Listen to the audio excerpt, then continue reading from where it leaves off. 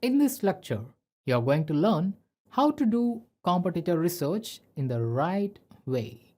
You need to look for the competitors who are doing reasonably well, neither the industry leader nor a newer one. Else, you may end up with either high competition keywords or low traffic keywords. Instead of doing this work manually, let's use some tools to do this hard lifting. Because if you are a complete newbie, then there are chances that you might not even know who your competitors are. But you should be rational while using these SEO tools. Most of the SEO tools that are available online give only a little information for free. If you need more than that, then you should buy the premium or pro version of these tools. But in this course, I am going to use only the free version of all the SEO tools that I am going to discuss. Now, let me start with spyfoo.com. This is one of the best SEO tool I have ever used, and the interface is very user friendly. Before starting with this tool, let me make you aware of the purpose of this lecture. We are just going to collect a list of competitors and similar websites to the main competitor. If you don't know any competitor website in your niche, then find one manually by searching for your target keyword or your website's core topic on Google. Let me assume that I am going to start a technology website. That is, I will post news and reviews of latest gadgets or technological items. In such case, let me assume one more thing too.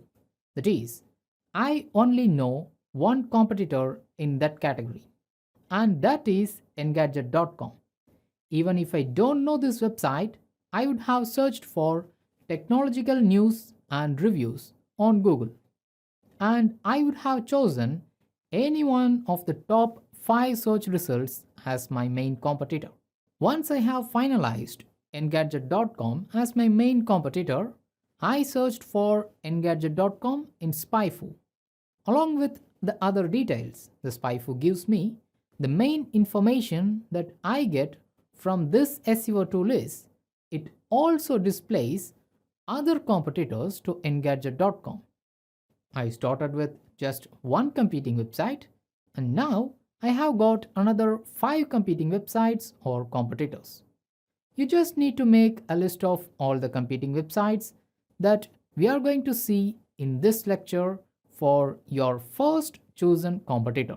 Once we have completed making that list, then we can see the top ranking keywords of all these competitors. Now, let's move on to the next SEO tool, alexa.com. Let me scroll down to browse top sites and enter engadget.com. You don't need to log in or purchase this tool to use what I'm going to demonstrate now.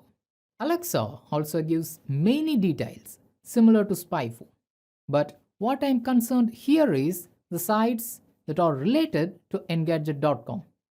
Here I get another 5 websites that are similar to engadget.com, but some of these websites might get repeated with the list of similar sites shown by SpyFoo, such as The Verge and digitaltrends.com.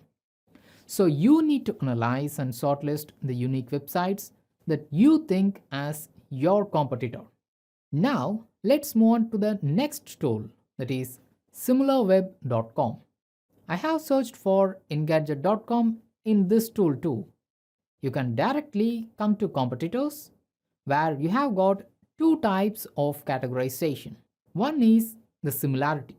That is, it suggests websites that are very similar to the content that are published on engadget.com. Whereas, if you click on rank, then you will get the websites that are on similar range of domain authority as well as having similar content to engadget.com.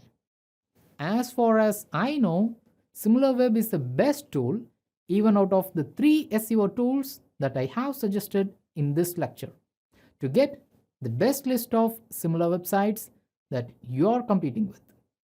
If you practice this lecture, then you could have got some 10 to 20 similar sites or competition websites to your niche.